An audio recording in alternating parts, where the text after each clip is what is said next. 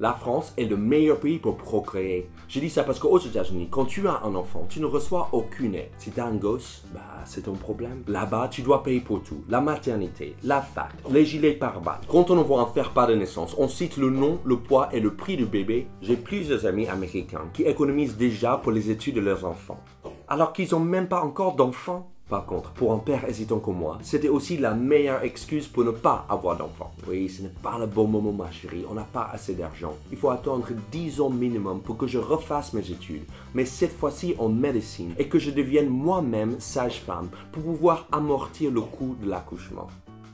Désolé. Mais à cause de toute l'aide qu'on reçoit ici en France, je n'avais plus cette excuse pour repousser la paternité à demain. Alors quand les gens me demandent pourquoi j'ai des enfants, je leur réponds la CAF quoi. Et oui, le gouvernement français te donne de l'argent pour procréer, comme si le peuple français était en voie d'extinction. Mais j'ai vu un épisode de Ch'ti à Ibiza, alors pas d'inquiétude les Français, vous êtes assez nombreux sur cette terre. Le truc c'est que maintenant qu'on a 2 enfants, il y a plein d'amis qui nous poussent pour avoir un 3e en disant c'est là où tu commences à vraiment toucher le jackpot au niveau des allocations. Moi je crois que si tu fais une 3e gosse en pensant que tu seras plus riche, tu devrais pas perpétuer tes gènes. Tu dois commencer avec la maternité. Déjà, il faut appeler la maternité de son choix au moment exact où l'urine touche le test de grossesse. Sinon, celle qui est la plus proche ne sera pas forcément libre pour t'accueillir. Je dis ça parce qu'on a trouvé une place dans une maternité dans le 14e arrondissement à Paris. Le seul problème, c'est qu'on habitait dans le 18e arrondissement à l'époque et que c'est à l'exact opposé de la ville. Heureusement ça allait parce que c'était notre premier enfant. Entre la première contraction et l'accouchement,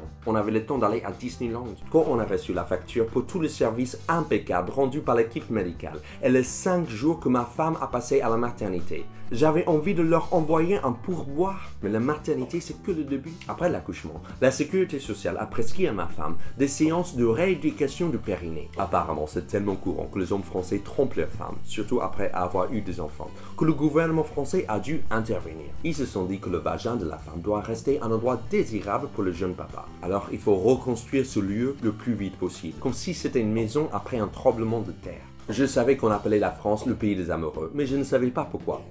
Maintenant, je sais. Malgré moi, j'ai eu l'occasion d'apprendre un peu plus de ce qui se passe dans ces séances de rééducation périnéale. Une fois, je suis rentré chez moi et ma femme était en train de prendre l'apéro avec une de ses copines, Clémence, jeune maman. J'ai entendu qu'une femme, la masse en bas, armée d'une espèce de godemiché, reliait un petit écran sur lequel il y a une petite abeille qu'elle doit faire voler en contractant ce fameux périnée. Apparemment, elle a eu un super score. Pendant des années, les femmes m'ont fait croire qu'elles n'aimaient pas les jeux vidéo. Mais là, elles étaient à fond. Et puis ça m'a frappé.